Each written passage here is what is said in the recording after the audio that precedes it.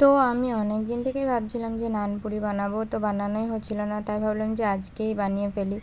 আর এখন তো রমজান চলছে, তো নাস্তাটাও হয়ে যাবে। তো প্রথমেই আমি 1 বাটি টক দই নিয়ে নিয়েছি রুম টেম্পারেচারে রাখা। তারপর এখানে আমি দিয়ে দিয়েছি 1/2 চামচ বেকিং পাউডার আর 1/2 চামচ বেকিং সোডা। তো সেটা দিয়ে ঘুলে নেওয়ার পর দেখো ফার্মেন্ট হতে শুরু করে দিয়েছে টক দইটা। তারপর দিয়ে দিলাম 2 চামচ চিনি। এটা দিলে কিন্তু মিষ্টি হবে না, এটাতে মানে বেশি ফুলবে। তো তারপর আমি 1 বাটি টক দইয়ের জন্য 3 বাটি ময়দা দিয়ে দিয়েছি। তারপর দিয়ে দিলাম 2 চামচের মতো সাদা তেল। এটা কিন্তু ময়ানের কাজ করবে, এটা দিতে হবে। তো তারপর টক দইটা দিয়েই মাখতে হবে, প্রথমে কিন্তু জল দেবে না। তারপর আমি 2 চামচের মতো জল দিয়ে একটা শক্ত ডো করে নিয়েছি, কারণ এটা রেস্টে দেওয়ার পর অনেকটাই নরম হয়ে যাবে। তো লাস্টে আবার একটু সাদা তেল নিয়ে ভালো করে মেখে এটাকে ঢাকা দিয়ে রেখে দিলাম 2 ঘন্টার জন্য।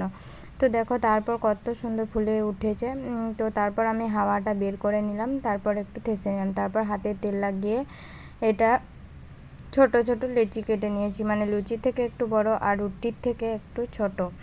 তো এভাবে করে তেল লাগিয়ে নিলাম, কারণ চাকতিতে আর বেলুনেও লাগিয়ে নিলাম। এটা কিন্তু খুবই নরম, না হলে কিন্তু চিটিয়ে যাবে। তো একটু মোটা করেই বেলতে হবে। তো এভাবে করে আমি সবগুলোকেই বেলে নিয়েছি। দেখো তোমাদেরকে দেখিয়ে দিচ্ছি, এরকম মোটা কিন্তু বেলতে হবে।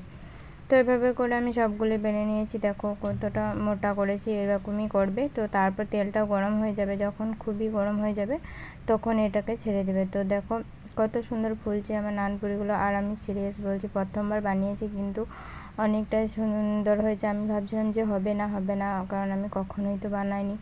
আর এখানে আমি ডিম ইউজ করিনি, শুধু টক দই দিয়েই বানিয়েছি। তো দেখো কত সুন্দর হয়েছে। তো এভাবে করে আমি সবগুলোকেই ছেঁকে নিয়েছি, আর আমার সবগুলোই ফুলেছে দেখো। তো তোমাদেরকেও দেখিয়ে দিলাম, দেখো সবগুলোই ফুলেছে। তো তারপর আরেকটা আমি ছিঁড়েও দেখিয়ে দিলাম, ভেতরটা খুব সুন্দর জালি জালি হয়েছে। তো তোমাদের কেমন লাগলো ভিডিওটা অবশ্যই জানাবে। তো টাটা বাই।